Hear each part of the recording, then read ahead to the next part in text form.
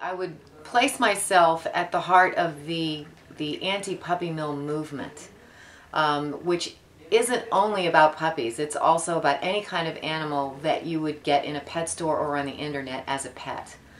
The organization that I work for, the Companion Animal Protection Society, is an organization that exclusively investigates the pet factories that make all of these animals that you buy as pets.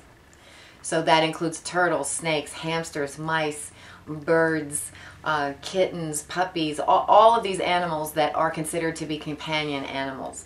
And what we do is we send out investigators, I'm one of them, one of many, anywhere in the country where they're fabricating these animals. And I say fabricating because that's how they treat them, like machine parts. They're just on a conveyor belt and they're raised like machines. They're just in cages and bred just for the pet industry, which is an $84 billion a year industry. So we are attempting to dismantle that industry because of its inherent cruelty to the animals that they're exploiting. Los Angeles is the 28th city to pass such a bill. So South Lake Tahoe was the first one. A woman by the name of Dawn Armstrong started this whole thing in South Lake Tahoe. We were the second in West Hollywood. But as with a lot of progressive legislation, it can happen in a tiny municipality and then it starts making sense.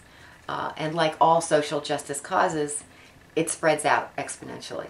So the more people hear that it's acceptable here, then they talk to their lawmakers there. They go, look, it passed in 28 cities.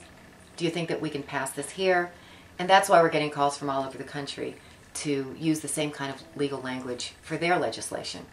We're talking to New York, we're talking to Chicago, we're talking to Miami, we're talking to, there's so many municipalities now in New Jersey, Long Island, lots of little municipalities. And even in France, we're talking to deputies there. So it's a type of regulation that is going to spread statewide and then eventually federally. Well, it's already happened, despite the fact that it took this long to get this regulation throughout the city. It's really symbolic more than anything. I think what happens is that it enters the public mindset that it's wrong to buy animals that are manufactured like machine parts. So we're very confident in the sense that nobody's going to start a pet store now. Not here. Not under my watch. So that's out. You know, nobody's coming to Los Angeles and going, oh, I'm going to make a truckload of dough selling animals. That's no longer a possibility. So they're not going to start that business. The businesses who are already in business are kicking and screaming. Here's the fact, and this is something that pet store owners, the ones who sell live animals from inhumane breeding factories, won't tell you. And this is the fact, and we've done our research. The money that they were making wasn't necessarily so much from the one dog, you know, for $1,500. The money that a pet store really makes is in the relationship with their customer for the life of that animal. An animal like this will live 15, 16, 17 years. This one's from the shelter system. But during this dog's lifetime, she's going to want a lot of treats. She's going to get new collars. She's going to get toys.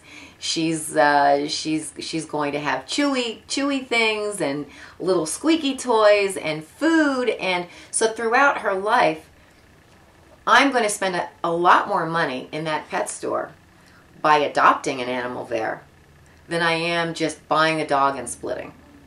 So the real money is in the relationship that the retailer has with the community. And this is what they don't want to tell you. They were greedy.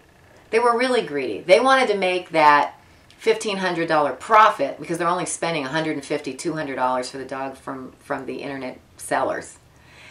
They wanted to make that huge margin on the one sale, and that was just greedy. They can still do well. This is not going to put them out of business. What it is that a new model of pet store is emerging, the humane pet store model.